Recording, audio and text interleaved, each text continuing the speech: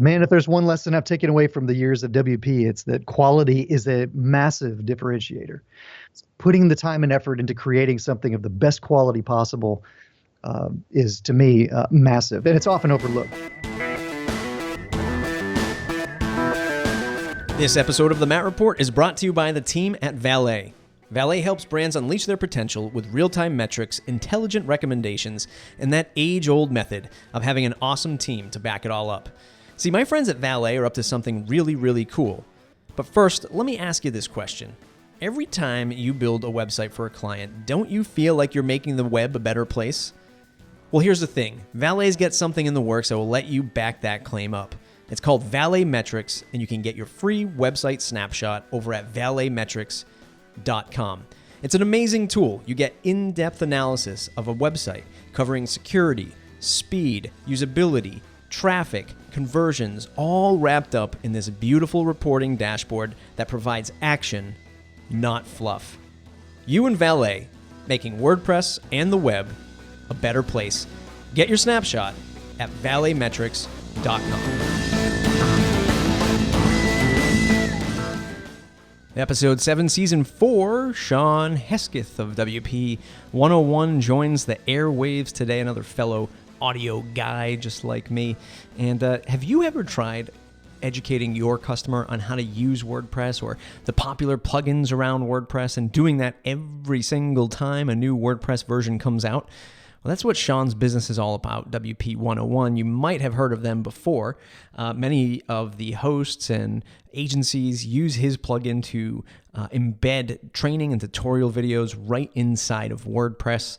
It's definitely grown as a business, and it's just amazing to hear the level of quality and dedication he's put into this, because so many people try to make a go of turning tutorials and education around the WordPress space. They try to make it into their own business, and a lot of folks are successful with it, but Shawn is certainly the granddaddy of them all in terms of what he's built as a business, how long he's been in business, and where he sees this business scaling to. So if that's interesting to you, or you simply want to learn what it's like to run a different business in the WordPress space, this is a great episode for you. It's mattreport.com/subscribe.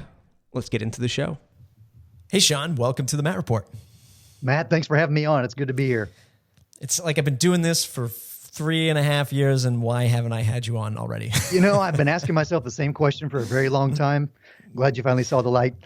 Yeah, I saw you glancing over, giving me those dirty looks at WordCamps before, and I was like, I'll get you on the show one day. Love it. So you're the mastermind behind WP101. I know you, and I know a lot of folks in the audience probably do know you, but for those who don't, what's your 2-minute elevator pitch of who you are and what you do? Well, my name is Shawn Hesketh, and I created WordPress 101, which is a video tutorial series mainly geared towards beginners, helping them learn how to use WordPress to build and manage their own website content. Before that, though, I spent 26 years as a freelance designer, so doing a lot of branding materials and advertising and marketing. So I'm still recovering from 26 years as a freelancer. Yes. But that's been a great experience, and is what led me into creating WordPress training for our audience. Originally created to basically provide the same level of training for my own clients. I was designing WordPress sites back in 2007 and 8 and found the need to train my customers on how to update their own content using WordPress. So I decided to create a series of video tutorials to help them do that. And then we made that available to a larger audience. I talked to some friends of mine who were developers and designers in the space who also needed a similar resource for their customers. So we decided to open that up. And in the years since, we just celebrated our 8th anniversary, and now we've helped over 1 million people learn how to use WordPress. That's pretty freaking amazing. If I had a soundboard, I'd hit the applause button right now. I'd be pressing it. I'm just going to fire away at a question that's sort of on my mind as I dive back into doing a lot more sort of YouTube stuff with screencasts and tutorials as well. Do you think video is the best means to teach based on your experience? What's your feedback in that realm in terms of getting somebody to learn how to do something in WordPress? Yeah, this is something I give a lot of thought to. And while I know video tutorials and video training are really popular these days, To be honest, I feel like there are much better ways to learn. In the end, I think people learn in different styles. Some folks learn better by just text that they can easily skim and digest. Other folks, prefer a one-on-one kind of hands-on approach, very personalized approach. Video seems to be a very familiar tool for a lot of folks. And in WP101, we primarily use screencasts. So we're really just showing you actions on screen, so there's less talking heads, that kind of thing. So it obviously has been incredibly effective for our audience, but I'm constantly giving thought to this. I really want to figure out better ways to provide the best training and learning experience. And it's challenging because when you deliver training via screencasts, you're somewhat limited. And I derive a lot of feedback from the, the facial expressions and kind of the nonverbal communication. And if that, as studies show, comprises 80% of our communication, then we're missing an awful lot by only delivering training via screencasts. So this is something I'm always giving thought to. Probably the best companion to our screencasts is our Q&A forum, in which I'm able to really interact with our students and answer their real world questions and things like that. So, I think comparing the video training with a more personalized hands-on approach certainly helps us toward that end. But yeah, I'd like to see a lot more done to improve what we're delivering now in terms of online training. One of the biggest sort of industry topics or trends is content marketing, and a lot of companies sort of say, okay, we need to do this thing called content marketing. We need to publish a blog post or whatever. Like, they told us we have to do that, right? That's how we're going to get found nowadays. And a lot of companies sort of resort to, creating their own training material for their own products, right? But then they start expanding into, other areas. So people who maybe subscribe to a lot of SaaS software, they will get emails from their particular SaaS provider, and they'll be teaching you how to, pitch clients or how to organize your day. And they're like totally unrelated, but they all work for this type of customer avatar. Yeah. Based on your efforts, like, where do you balance free content marketing material and then bridge the gap to paid content that you actually get paid for like these in-depth tutorials? Like, how do you balance that in your world of business? That's a great question. I feel like abundant information wants to be free. Scarce information, or information that has more value, that is harder to come by, obviously wants to be very expensive. So if I had my way, we would make all of our video tutorials at the basic level free. Unfortunately, if we did that, we wouldn't be in business very long. So we do have expenses, and we've got to be able to deliver this over years. We've committed to doing this for years to come. In order to do that, we've got to be able to ensure that I can make a livelihood and that we can pay other developers and other people to come along board. So, that's the challenges that we constantly face with regard to this. Again, because WordPress is open source, I would love to be able to make this training available for free. Where do I draw the line? I feel like when it's information that could really benefit the largest audience possible, then we choose to deliver some of that via, blog articles or how-to articles. So that's the way that we leverage our blog. We kind of make a dividing line there between the content that we publish for free on the blog, basic how-tos, really simple stuff that doesn't require necessarily creating these in-depth video tutorials. They're going to require more thought, more preparation, more production. So once we get into those deeper topics that are better explained through a full thought-out, script, very carefully articulated, curriculum, that takes a lot more time and a lot more energy, and we're just not able to provide that right now anyway for free. So that's kind of where we make the distinction. Less along the lines of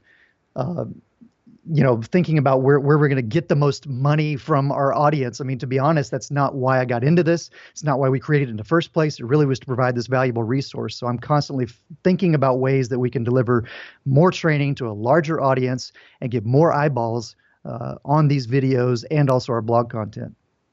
And I kind of bring that up because, if I were to compare you, and you're not far off from just being like someone like the rest of us, where we're product creators and we're putting our product out there, and especially in the WordPress world, where customers, you put out this plugin, you've got all the documentation in the world, you've got videos, you've got your own tutorials, and they can't use it, they can't figure it out, and they just, this thing sucks, give me my money back. And you're like, no, let me help you first.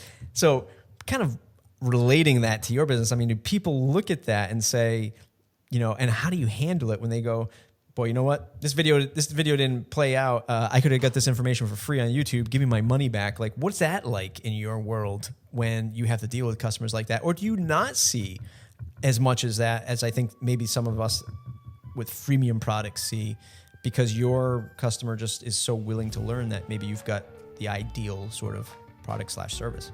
This episode of the Matt Report is brought to you by Pagely. Pagely, where we help big brands scale WordPress. It's enterprise WordPress hosting in the Amazon cloud.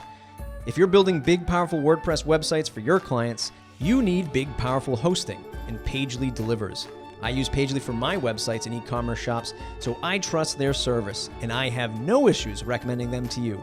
Look, I only bring on sponsors that I trust. And who else trusts Pagely? Verizon, eBay, Disney, Twitter, and more. You can see that right on the homepage of their website. Pagely is the OG of WordPress managed hosting, and they're innovating the market every single day. If your clients trust you to write scalable code, then trust Pagely to host it for you. Check out pagely.com. Man, I'm grateful to say that we really haven't had that happen over the years. I mean, very rarely, I could probably count on one hand in the last 8 years, I've had somebody say what you just described. Hey, I'm not getting what I thought I was going to get out of this training. I'd like my money back. We offer a 30-day money-back guarantee. It's listed right on the homepage as part of the process. And then we have follow-up emails that go out to folks after they sign up and register in the first week to say, hey, have you gotten a chance to look at any of the free videos? If so, are they really answering your questions? We know that you came to the site to learn how to accomplish an online goal. Are we helping you to do that?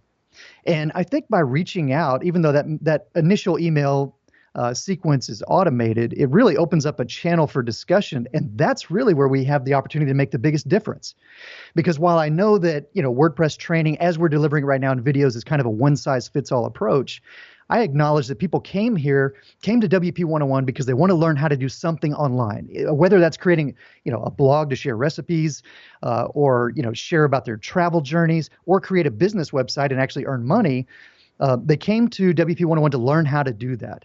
And if our videos don't help them get from point A to point B to accomplish those goals, I want to know about it, because that's where we can really become really effective. So what I enjoy doing is getting into those conversations with folks, getting into the trenches, finding out what their real goals are, and then often in the form of our Q&A forum, that's where those questions and discussions take place. And I'm able to recommend or connect them with other services, other products, other plugins that specifically would serve their particular need. And that, to me, is really the biggest benefit to WP101, and probably the reason why we don't get more, requests for refunds, because they can find this kind of training on YouTube.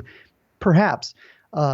I've seen videos that are created on YouTube. We constantly get feedback that the WP101 videos are much higher quality, and folks understand that. So our audience understands that they're willing to pay a premium for videos that are well produced, professionally scripted, to the point, closed captioned, some of those types of things that you're just not going to find on YouTube. No ums and ahs, all that kind of stuff.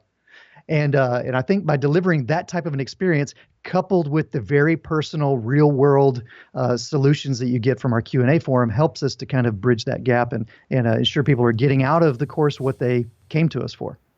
Yeah, no, absolutely. That's a great stance. I mean, I think a lot of folks, even if they're thinking about creating their own help videos for people, because a lot of people are getting into that. And that's actually going to segue into my next question is, I think a lot of folks are turning to education in this world where, tools are getting cheaper. You can access, overseas development for, pennies on the dollar. Side note, good luck with that.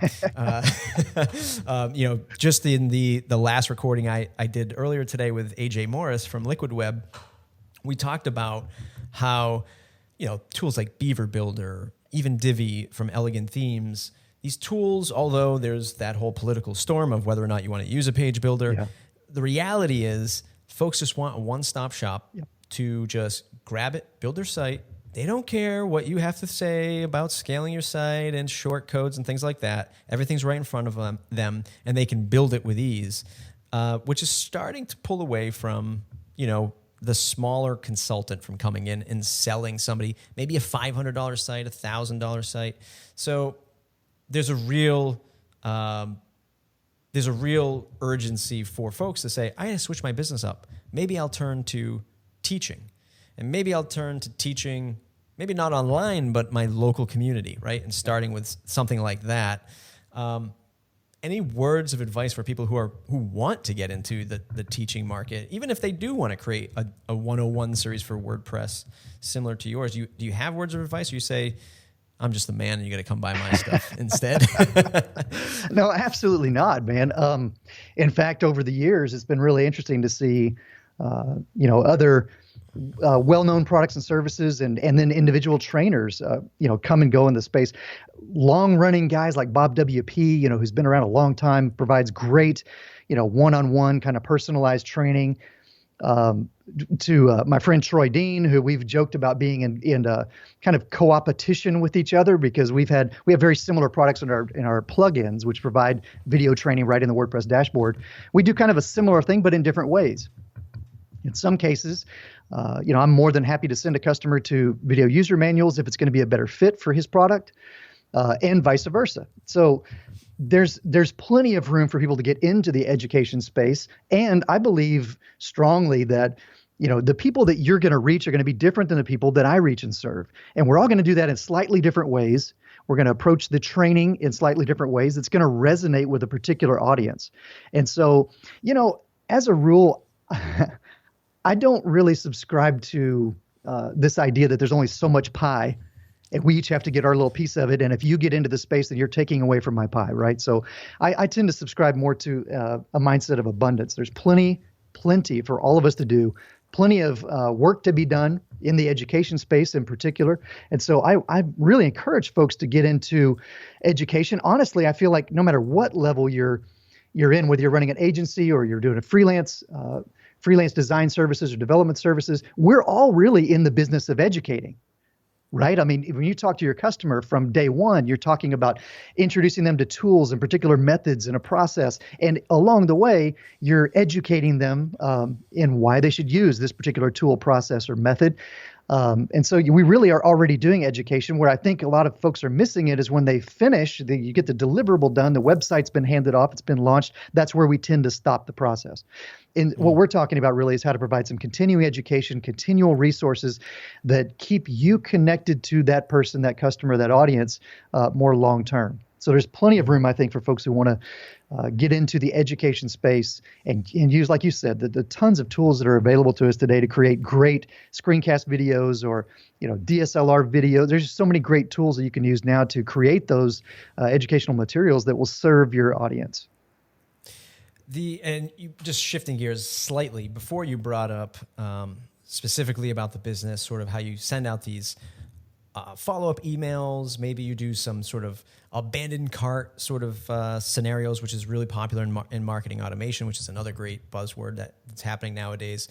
You just mentioned about following up with customers, and that's really where the magic happens. It's not the site, but it's like supporting them and educating them to keep them through. What tools do you use on the site to automate that? It could be as easy as MailChimp, or you might be using Customer IO. What do you use on your site? Yeah, there's a lot of tools to choose from these days. And I'm stoked that the LMS, the learning management system that powers WP101, we just migrated to it earlier in the year. Lifter LMS is the name of that plugin. And they actually have a great tool built in called Engagements. Engagements you can use to do some of the more obvious things like reward students for completing courses so they can earn badges or certificates of completion. Those are all important things for us to deliver because we're delivering online courses. Everybody likes to have their learning kind of gamified, right? We all like those rewards and those tangible things. That's one way to use engagements. I'm also using their engagements to send out short emails at strategic points throughout our courses. So, for example, when I know that a student has completed a lesson that covers a really particularly complicated topic, I can send out an email to say, hey, permalinks can be really confusing. And we just covered this topic of permalinks in this video you just watched. Do you have any questions about permalinks that I can help you with? That's an engagement. We're not relying on any third-party tools really to do that because it's all built into Lifter LMS. So those guys have done a phenomenal job, I think, of creating a product that that kind of puts the personal, the human touch back into online learning. And I think that's massive. Now, you can do similar things, I'm sure, with MailChimp. We do use MailChimp for our email newsletter. So there's other tools that we use for other purposes, but specifically providing that kind of high-touch experience as the students making their way through the courses.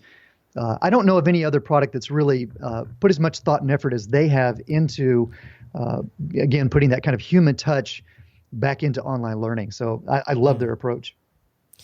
One of the things that we chatted about before the show started, speaking of human touch, is sort of the challenges that you face with educating folks or, creating your curriculum around the way you've been doing it for years, but then reaching new audiences, new cultures, new languages, new countries, that kind of thing. People coming into WordPress for the very first time. What's the biggest challenge for your business sort of reaching, I guess how I'll say just a non-English US speaking customer, right? I mean, in terms of growth for your business, I'm thinking like, well, the next growth comes from using the same material, but translating it over to a culture, a language that you just don't provide. And then it's just going after that market. Is that a particular challenge? How do you focus on that and all that good stuff? Man, it's a massive challenge. And one we've been, wrestling with for years. It was probably 3 years ago when I created the Spanish version of the WordPress 101 series, just those 23 videos, and partnered with a phenomenal WordPress developer who spoke Spanish, was also good on creating videos, had the production skills that we needed, but is also a good teacher. And finding all of that in one person is really challenging. And I knew when we were trying to create the videos in Spanish that the easiest way to do that was going to be to translate closed captions, right? We already closed caption our videos, and I feel like that's really important. All of our videos are carefully scripted, so every word is already scripted, and that lends itself really well to closed captioning videos. And we could translate those closed captions, and we probably are going to. But initially, what I tried to do is to create an even better experience. So I thought the best experience is going to be to translate the entire video, use a localized Spanish dashboard, a localized version of WordPress. And then because we have these, this Q&A forum, well, let's create a Spanish speaking Q&A forum just to serve that audience, a Spanish speaking Facebook group. So we built up and spun up all of this and then launched it to the sound of crickets. And man, it was brutal because we put so much time and effort into doing it. And it was really surprising because we had conducted research. We sent out polls and surveys. We got tons of requests over the years to translate the videos into Spanish. So we really thought this was going to be a home run. It's going to serve a great audience. We made the price point a fraction of what we charged for WP101 for the initial course. And even at that, it just didn't move. And so I think after 12 months, we had less than a couple dozen Spanish-speaking students, and that was tough, man. And we reached out to several people in the WordPress space to just say, what did we miss? Where'd we go wrong here? Because we thought we had some demand, but we're just not seeing that now that we've launched this product. The problem is, given WordPress's really aggressive release schedule, we got 3 or 4 major upgrades a year. Every time that happens, we have to update and re-record videos. To do that across multiple languages obviously represents a massive challenge. So I've actually, I've been continuing to think about this for a long time, and I think there may be some ways we can explore automation tools, some other things we can do to make this happen in an easier way. I'm still committed to doing it. And I feel like it can be done. You're right. There are 2 ways that WP101 can grow. One is we can grow more broadly by offering more courses, and we're continuing to do that for additional plugins and other topics like SEO and other things like that. So that's one way that we can grow, but we can also go much deeper by just translating our current content into other languages, and I definitely want to do that. We partnered with GoDaddy in the last year to make our videos available to their audience. And, they represent 40 something countries, different countries. And we would love to be able to take these videos, put them into other languages and have them serve a much larger audience. So that's a massive challenge, and one I'm putting a lot of thought into. And I enjoy brainstorming sessions with folks who have creative ideas about ways to do that are a better learning experience, not just translating closed captions. Meanwhile, a mentor of mine used to say, if it's worth doing poorly. And by that, I mean, he doesn't mean do what you do poorly, but get out there and do it. And sometimes the easiest thing is the thing that's right in front of you. We have an opportunity, at least right now, to translate our closed captions. So with the release of 4.7, WordPress 4.7, we will translate our closed captions into other languages. So we're going to go ahead and do that. So we start serving that audience, and then we're going to work toward doing that even better. Do you have a gut feeling as to maybe why the Spanish version sort of fell flat? And let me just stage this a little bit for you, because I think a lot of entrepreneurs suffer from this, I guess is best way I can put it, is we have one product going and it's going 100%, and we're like, man, we are happy with this. And then we go, ooh, look at this shiny object over here. And then we go after it, right? It's a great idea, right? So in your case, maybe the Spanish version, and you get somebody to do it, and you pay that person to do it for you. And there's all this build up time of developing it. It doesn't launch the way you wanted it to. And then we sort of just like, well, we kind of give up on it. We say, you know what, that didn't work. Yeah. But when you think about how long it took your main product to become successful, do you feel like maybe you didn't give it enough time to succeed, or is there some like gut feeling that said, you know what, this is the thing that I think was really off with this? I think there were definitely, looking back on it now, I mean, hindsight's always 20/20, but I think there are some things that we could have done differently and better. For example, we could have had a bigger, stronger presence in our Spanish-speaking markets at WordCamps, for example.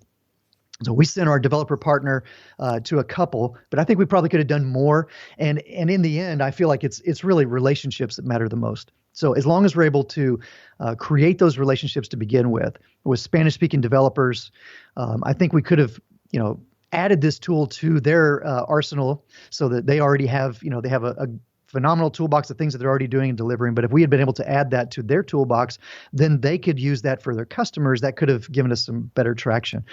I'm a big fan of not answering questions that aren't being asked. So, I was really particular about diving into the languages to make sure that we conducted surveys. We found out what was the most popular language that we could serve first and best. So we did a tremendous amount of kind of legwork, and then reached out to a couple of consultants to get their feedback and suggestions about how we might tackle the whole entire project. So I feel like we did a lot of work up front.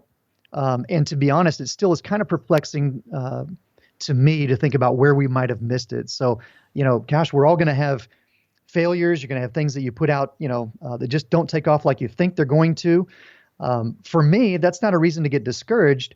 What we decided to do is to pull back. Let's think about how we can serve these folks in the meantime. And then let's make another run at it. After we've had time to collect some other, data and feedback and suggestions from other folks, that we can really dive into what didn't work.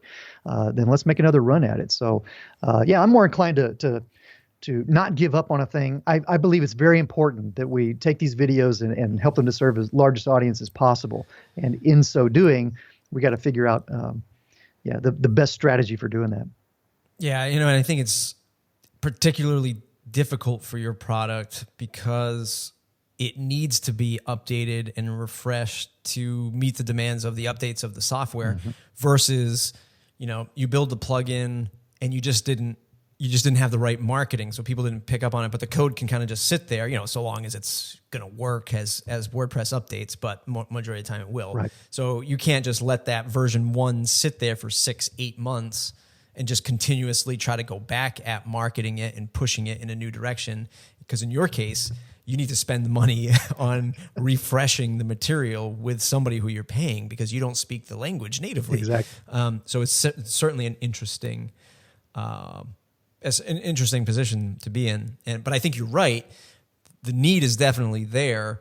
And I really think that, if you can go at it with a lightweight version, like you said, translate the closed captioning stuff and other things like that, then it's better than hiring somebody to be the personality behind the camera to do it and voiceover and all that fun stuff. Yeah, that's right.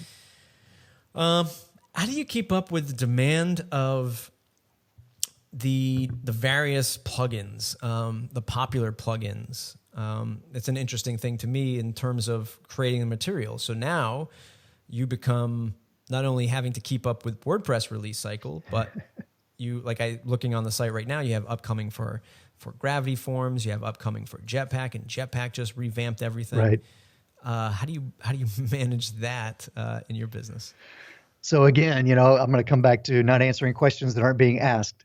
So the particular plugins that we're choosing to create courses for, there are kind of two major criteria. One is because of our interactions with students in the Q&A forums, we're kind of acutely aware of the problems that they're trying to solve. And forms, adding contact forms and things like that to your website, to me is it's just kind of a no-brainer. We need to be able to support that. Gravity Forms makes sense because they're one of the leaders in that space. We're one of the first to market, definitely have one of the largest market shares, I think, when it comes to creating custom forms. And for a long time, for developers, that was the weapon of choice.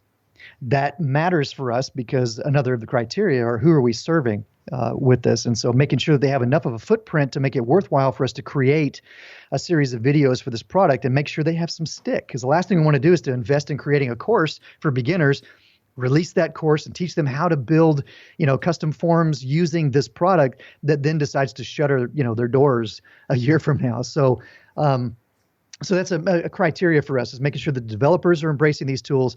At the moment, there are a couple of other major players. Ninja Forms comes to mind. WP Forms is another. The developers are rapidly embracing. So there's going to be several ways that we can help an end user to do something as simple as adding a custom contact form to their website, which they can also do through Jetpack. So Jetpack makes a lot of sense because with some hosting environments, it's auto-installed. So we've got a good footprint of users that we could be serving right away by having videos that cover all the various, modules in Jetpack.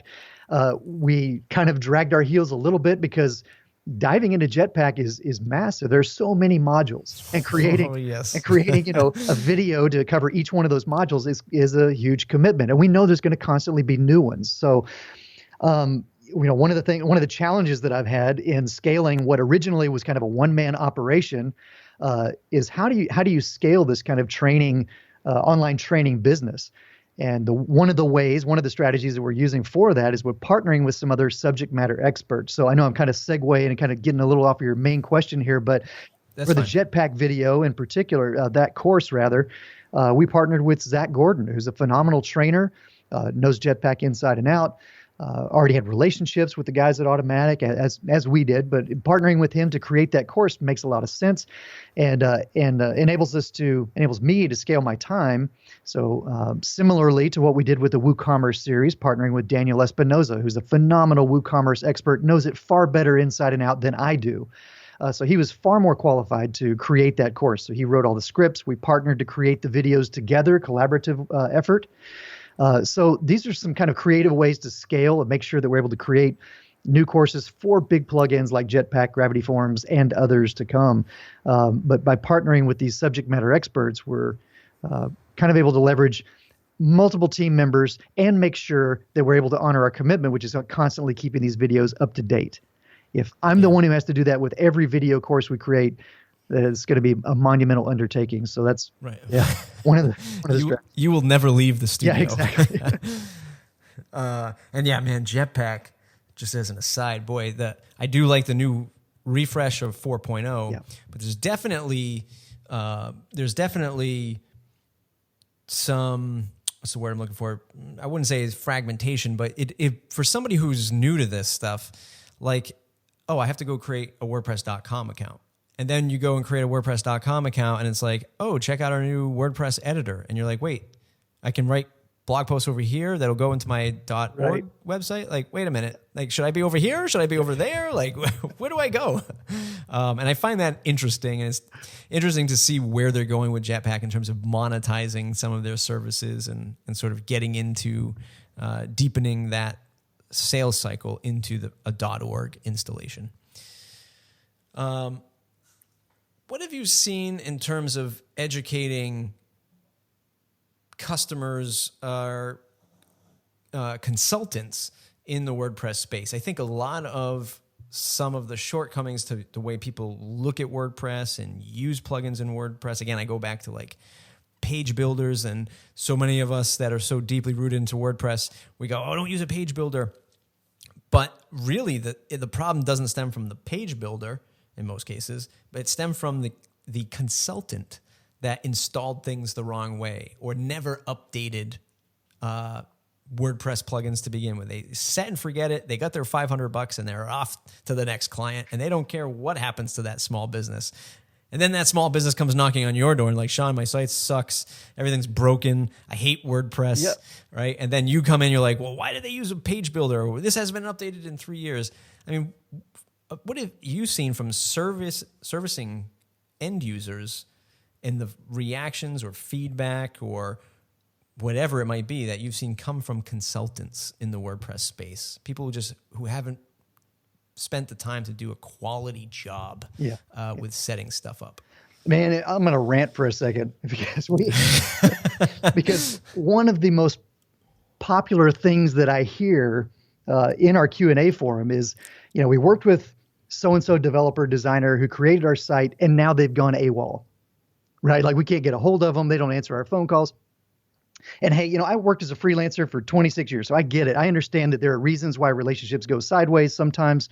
But one of the things that I think we're missing as a whole is the opportunity for freelancers, consultants, to think more long-term about their relationships with their clients.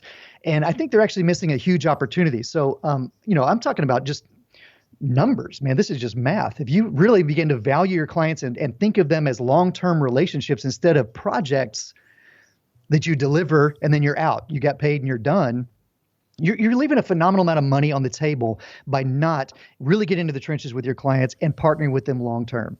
And if you partner with them long-term, that would certainly solve a lot of the problems that we're seeing come up in our Q&A forum. And so we are constantly being asked to support things, or people go through our videos and say, hey, but I've got these extra menu items over here, and I don't know what this is. And I realize, oh, this is a third-party plugin or a theme that they're really talking about. So we've got to figure out ways to, help those people.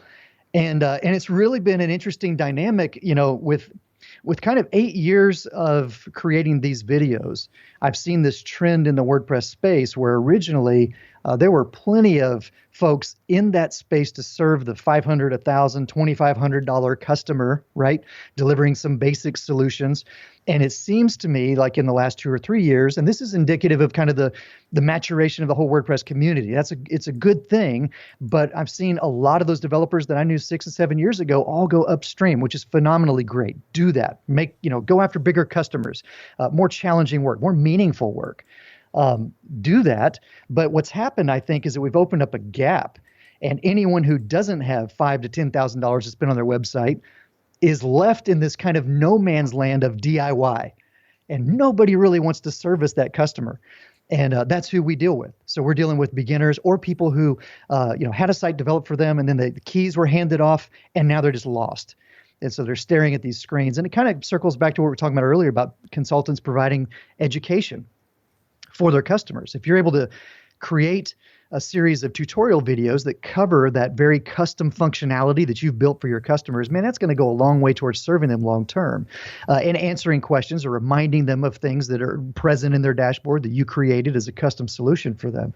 So that's another way to really leverage your time. But coming back to a missed opportunity for these consultants, man, it drives me nuts at the number of consultants who just kind of rinse their hands of a project when it's done, take their check, and then bail on a customer. And that's a customer who may be around for years, and you could serve them in a lot of different ways, whether it's providing maintenance services or, the occasional update. So just shifting your thinking from project-based to more relationship-based, I think would probably go a long way towards solving some of these problems that we're dealing with every day. End of my rant. Yeah, no, I mean, we talked before about this, and it's definitely something that's there. This is not a question, but this is more of a, spaghetti against the wall thing. It would be great to see some kind of official training /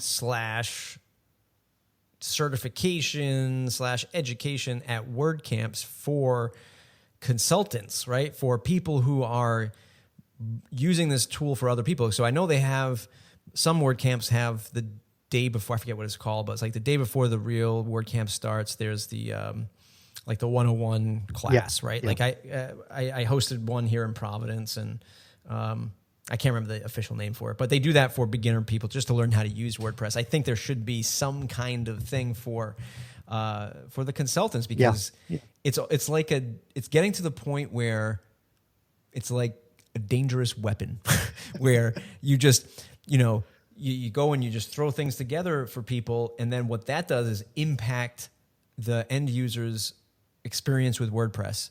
So people go, oh, I used a WordPress site once and all it did was get hacked. Yeah. And, it's terrible. I'll never use WordPress again. Yeah. Or it was too confusing. There was all these things I had to do and I'll never use WordPress again. But it's not WordPress's fault. It's just the way that the person who implemented it. Yeah. Right. And I really feel like there should, you should do pop-up shops at every WordCamp. Get on that. Get on that. You will travel to every WordCamp and just set up these consulting shops every time. Yeah. But dude, I couldn't agree with that more. I mean, we've sponsored a lot of the kind of WordPress 101 days at these WordCamps, and we're happy to continue doing that and provide these kind of follow-up resources. That's a great place to make our videos available for free or at a significant discount to anyone who attends those things. So we've been happy to partner with WordCamps to do that. I agree with you that needs to be happening at the consultant level as well. We've seen a lot of WordCamps add the kind of business track, which I think is an attempt to answer that same question. But there are really some, like you just mentioned, kind of the 101 topics of how to do business, particularly in this space. And it could just be a missed opportunity. Like you may just not be aware that there's an opportunity to have an ongoing monthly recurring charge to your customers to just, provide some support, 1 or 2 hours a month, for example, that they may or may not use. But when they need it, man, that would go a long way toward improving the overall experience of WordPress, because you're right. The folks we hear from end up making conclusions about WordPress and particular plugins and themes based on the experience that was handed to them by their consultant or developers. So, man, a lot could be done in that regard. And like I said, if the holy grail is to create products because they generate recurring revenue, make money while you sleep and all of that stuff, right? Then why aren't you charging monthly recurring fees to your customers to continue that relationship that you've already got? It makes no sense to me. Why would you invest the time to getting to know your customer, their audience, their product, their service, so that you can create the website, the product for them, and then not want to leverage all of that information, that background information, into additional products and services, into a more long-term relationship? Huge missed opportunity there. So that is one of those 101 topics that I think could benefit everyone as a whole. It benefits the entire WordPress community, from beginners to the very freelancers and consultants who are offering these services in the first place. Yeah, I think it's like hearing you say that and us sort of brainstorming it right now, it's like one of those unsexy things, right? So like, earlier today, I'm like a clot, like I love bad internet marketing advertising. Like I love it. Like I have this obsession with shitty advertising that I see on Facebook. And there was one today that I tweeted out, and it's a picture of probably a nice resort somewhere. There's a pool, some chairs around it. And, the headline is like 10K WordPress sites every month, right? On autopilot or something like that. And, and I'm just like, oh, dear Jesus, like this is the problem right here, because there's nothing of like real relationship helping the customer, build. It's more like, look, you build this cycle of this funnel and it's just, burn and turn, and that's how we do things. But there's appeal to that, right? Because it's like 10K a month in WordPress. Nothing there that says, okay, every month you should be updating your customer sites, looking at their Google Analytics, checking in their social. Like nobody wants to do that. It's like, how do you lose weight? You exercise and you eat chicken and rice. Yeah. Oh, I can't take a pill to do that? No. You have to work at Yeah, it, right? yeah. And a lot of people just don't like to hear that. Let me kind of thing, I dive guess. backwards into my old freelance experience, because it was the same thing that we saw happen there. And I know you've seen things written about the democratization of design. So particularly with web designers, when you've got ready-built themes that, by the way, some of them look amazing, and it's $19, $39. Man, does that make it hard as a freelance designer to sell your services, sell a $5,000, $10,000 website design to a customer. And so when I started off in freelance design, it was a similar thing. We were creating brochures, logos, one-off projects here and there. This is print before web. And then, web was creating these kind of static brochure sites. And again, you just had these kind of one-off projects. And then when it was done, it was gone. It wasn't until, well into my second decade as a designer when I started realizing the very thing that we're talking about, which is, man, I'm investing a tremendous amount of time in getting to know my customer, their audience, their message, their product and service, what makes you unique in the space, so that we can, deliver the first in what could be a series of projects. So while I think it's important to do what you do and do it really well, I really hit my stride as a freelancer when I began thinking about customers in a more long-term relationship. Customers loved it. They loved having that one person that they could call and talk to about, we're creating the next marketing campaign. What should our strategy be? What's the best deliverable to support that? And I ended up having some great customers, these ongoing relationships with customers, 5-6 years, where I kind of became more their outhouse, design and advertising department. And so anyway, I think we kind of have a similar thing going on in the WordPress space now when we talk about the democratization of web publishing. And that is the mission of WordPress. And as such, there's a tremendous opportunity here to do both. And we're going to see products come in and serve that kind of low end. But what I'm advocating for is the kind of empathy and the type of people that really will keep the beginners in mind and continue to think about ways they can serve them long term. And I think there's a lot of work that could be done in that regard before we kick them over into the no man's land of DIY. Yeah. It's, again, just sort of riffing on the whole impact of the broader impact of WordPress, not just now, but in years to come, of the brand and how people perceive it. I've begun I shouldn't say I've been doing it for years, but saying no to a lot of projects that come in. But one that comes to mind is very recently is a woman that came to me, and she has everything. She's a project manager. Sorry, I just muted myself. She's a project manager in a different market. So everything was, well organized. This idea was ready to go. Everything's T's are crossed, I's are dotted. Like, this is what I like as a consultant to have delivered to me. But it was a very big idea. And her misconception of WordPress was, well, I can't just build this with one of these themes on ThemeForest, right? Like, I can't just take this. And she had everything mapped out. Like, when I tell you, like, this was an amazing, like, it wasn't an RFP, but it was just her idea set up. She had, for every page that she wanted, it was like different business for every page. Like, it did different things. One was an e-commerce, one was a membership, one was a blog, one was a video gallery, but they were all like different verticals, different business verticals under one site. And she picked out 5 different themes for each one. Wow. Because she thought in her mind, like, oh, I can just pull from this theme over here, grab that off the shelf, pull from this theme over here, grab that off the shelf. And I was like, no, it does not work like that. Wow. Like, it just doesn't work like that. There's no way we would do that. And if we did, you'd spend so much money for us trying to pull all those pieces together. We should have just started from the beginning. Yeah. But the idea that they can see something available that looks amazing for $19, they like this stuff. Sorry, and they go, "Oh God, like I have to invest in all this stuff." Like, "Oh geez, I don't want to do that." It scares them away. On the flip side, I've had people that come to me, and I say, "Nope, this isn't going to happen." Another customer recently, I'm like, "No way, this will never happen at this budget. We can use that theme for $19 that you found on ThemeForest, but here's my warnings before we even begin, and I don't want to even bid on this project, right?" Customer goes out, sends me an email back that he found an agency that was going to do it for half the price that I quoted. In sort of like a zing, look, Matt, I found this other agency that's going to do it for half the price. And here's the kicker. A week later, he comes back and he says, things fell through with that other agency. I'm wondering if you would kind of look at this again and see if you really need to be that high. Need to be that high. My price is now doubled because you realize that no one's going to do it for this price, right? Yeah. But the danger is some people will just say, "Oh yeah, we'll take that $19 site and charge you $5,000 to do it." Yeah. And oh, by the way, guess what? 60 days from now, the project's still not launched, and they're coming back to you and saying, "Hey, we need another $5,000 to do it." Right? Yeah.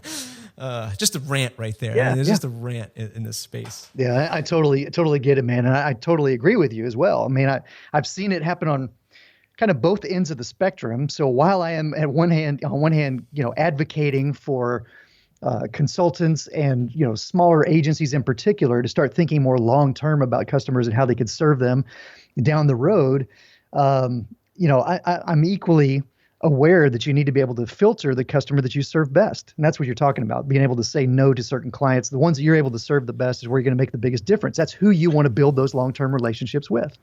So yeah, that's incredibly important. One of the most valuable lessons I think you can learn as you go on is just determining who is your ideal customer, how do you serve them best, and then going about doing that. Let's talk about some of this fun audio video stuff as we wrap up this amazing interview.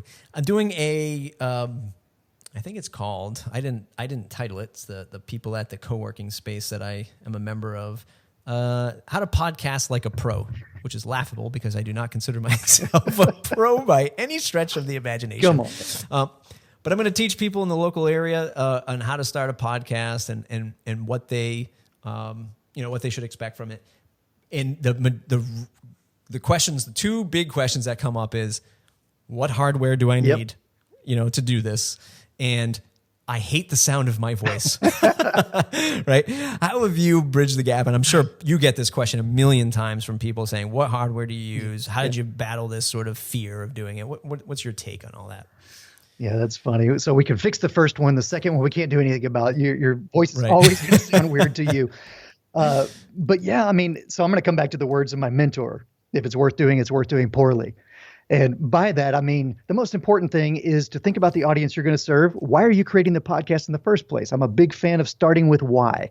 Let's start with that question and answer it. Because if that's a compelling answer and you've got an audience of people who want to hear what you have to say about something, then buy the USB mic that serves you best right now, start recording tomorrow, and down the road, you're going to upgrade your gear and you're going to work into better equipment. You're going to figure out perhaps microphones that work better for your voice. So I did a shootout. I lined up 6 different USB mics, all the popular USB mics, and just recorded my voice using all of them. And I was kind of surprised that one of the more popular mics, USB mics, the Rode Podcaster, phenomenal mic, and works great for a lot of different people. My voice sounded like I was talking through a tube. I mean, it was horrible. It just sounded so bad. So, that's why I think it's important. If you have the opportunity to experiment that stuff, do that. Do it down the road, and don't let anything keep you from starting right away. That said, I had a background in audio video as a musician and creating videos and other things like that. So that definitely has served me well over the years. And I think that getting the audio quality right probably makes the biggest difference in whatever you're delivering.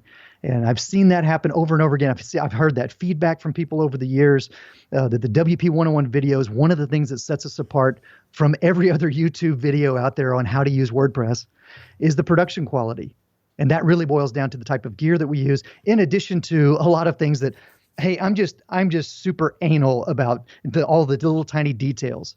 And being that freakish about all the tiny details, I think, is what sets those videos apart.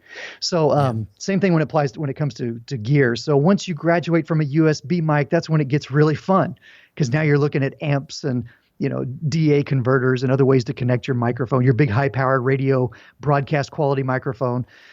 But I'm actually surprised, like for a podcaster, you can get some great professional quality gear. The price point has come down so far and it's gotten so doable. And honestly, to me, the biggest like the first investment I would make after your USB mic is to buy these soundproof audio panels that I'm constantly pimping out. I should be a salesperson for RLX. Give them to me because I need them. What is it? They're awesome. There's a product called Desk Max, Desk-Max, MAX. RLX is the company that makes them. They made their name creating that studio foam that you've seen pictures of. That's used in every recording studio, that kind of diamond-shaped foam. So they make soundproofing materials that has a certain amount of fiberglass built into it. Desk Max, these two panels they made, they come in pairs. It comes on a little stand.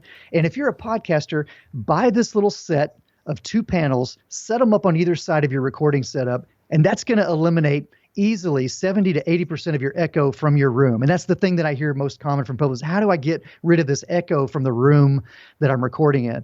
And so that's a very small investment. I think they cost less than a couple $100, and it will make the biggest difference in your audio quality next to microphones and other gear that I love geeking out about.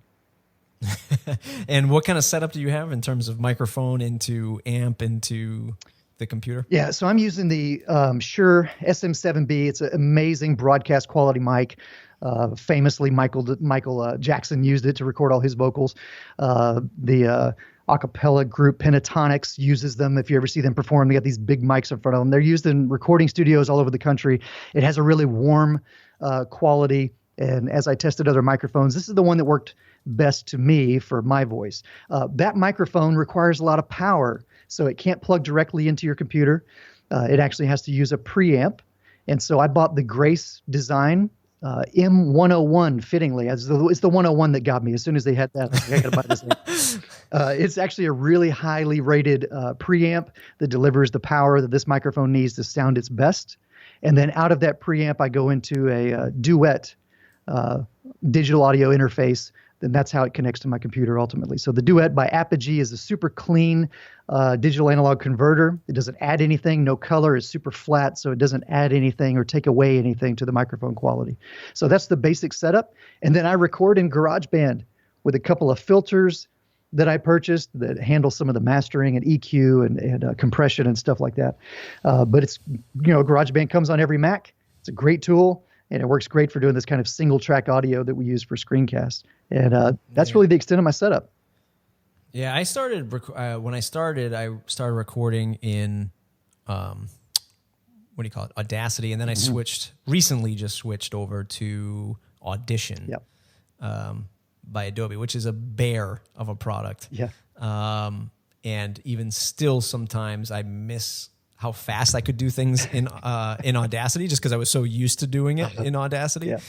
But there's some really sweet background noise editing. I don't even know what the word is for it, but in Audition that you can do, like seeing like a heat map of the audio and being able to pull out pieces it's awesome.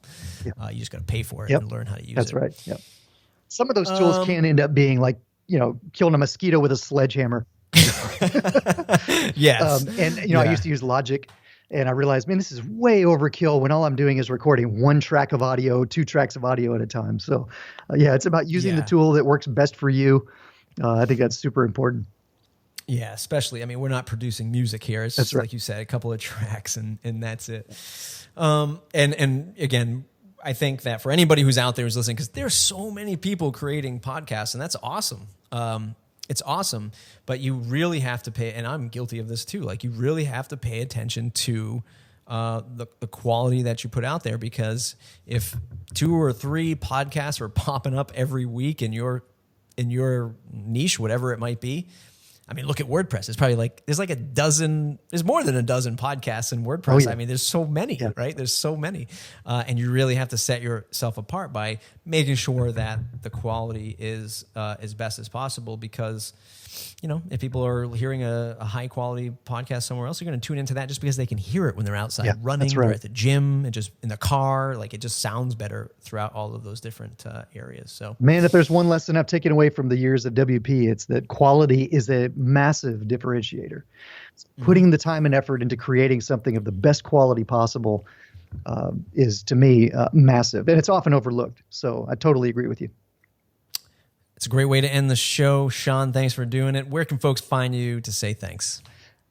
Obviously, we have our website at WP101.com, and we use Twitter for that account, WP101. You can find me at Left Lane on Twitter, and then I blog at ShawnHesketh.com. Amazing stuff. Everyone else, mattreport.com/subscribe to join the mailing list, where one day you will receive an email from me on a consistent basis. And if you did enjoy an episode like this, head on over to iTunes, give it the old 5-star rating. It really helps us get found in iTunes. Everyone says that, but it's so true. And hopefully by the time you're listening to this, I'm also in Google Play, but I'm in Stitcher, SoundCloud, on mattreport.com. Check it out. Thanks, everybody.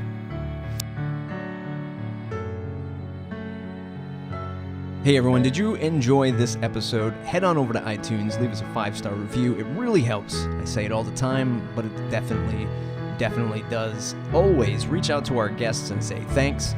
We always link them up at the end of the show to share their Twitter account or wherever they can be found online. So make sure you go ahead and do that. They spend a lot of time with us. And thank our sponsors, Pagely and Valet, for keeping the Matt Report going until the end of the year. If you're interested in sponsoring the Matt Report, you can get a hold of me. It's mattreportblog@gmail.com or just mattreport.com/contact. Reach out. We are looking for sponsorships going into 2017. Again, if you want to sponsor one of the premier WordPress podcasts out there, go ahead and reach out, mattreport.com/contact.